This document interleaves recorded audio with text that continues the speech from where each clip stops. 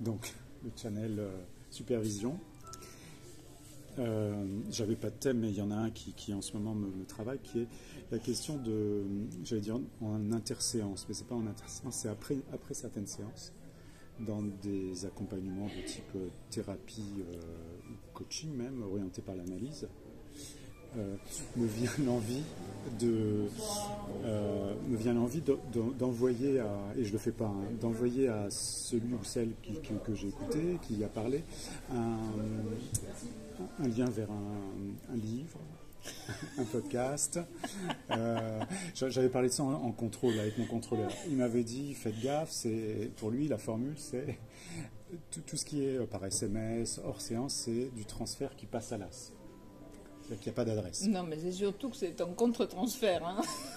Si c'est l'autre qui te contacte. Toutefois, j'ai pensé au truc, c'est que parfois en séance, je pense à une patiente qui me dit envoyez-moi, est-ce que vous pourriez m'envoyer tu vois, alors peut-être qu'elle saisit mon contre-transfert et elle me sert la soupe que je veux, mais quand même, il y a parfois des demandes explicites sur aidez-moi sur des références qui soient autres. Moi, je vais témoigner en intervision.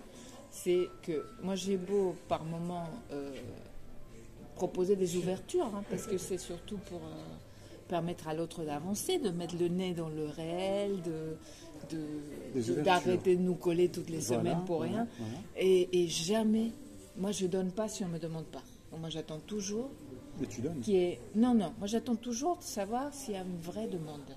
Donc, je peux proposer, ou je peux dire il existe ça, ou je peux donner une référence dans la séance, mais je n'insiste pas. D'accord. Et ce que je constate, c'est que c'est balayé et que jamais on me demande, au fait, ou dans la séance d'après, j'ai pas cherché, mais pourriez-vous me préciser? Non, ça les intéresse pas. Ok. Donc, d'accord. Juste un point qui vient, tu me disais dans la voiture là, que la fusion n'existe pas. Et tu viens d'évoquer, je crois, espèce de collage, transfert contre transfert, tu l'as pas dit comme ça, mais je me dis, c'est vrai, il n'y a pas de contact, tu disais, y compris entre la mère et le bébé.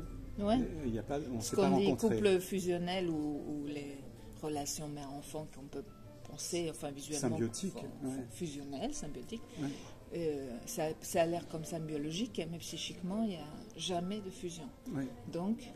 Je me dis, en t'écoutant, je me dis, c'est une forme de contre-transfert. On pourrait dire qu'il y a un collage de l'un vers l'autre, du coach ou du psy vers son patient pour faire amalgame. Mais en fait, c'est un fantasme. Ça, dès qu'il y a contact, disais-tu, il y a séparation. Il y a séparation. Oui. Contact, différenciation.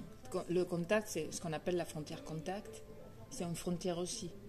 Donc en même temps, ça me contact, ça différencie. Mais c'est peut-être ça l'hypothèse pour toi, c'est que toi tu veux garder le contact, alors que moi ce que je veux c'est faire une ouverture, les emmener ailleurs. Oui, c'est les gommer dans mon monde en fait, c'est qu'ils prennent mon monde de référence, podcast, littérature, cinéma, etc. Ça c'est vraiment les coachs, les formateurs, tout ça, il faut des obédiences.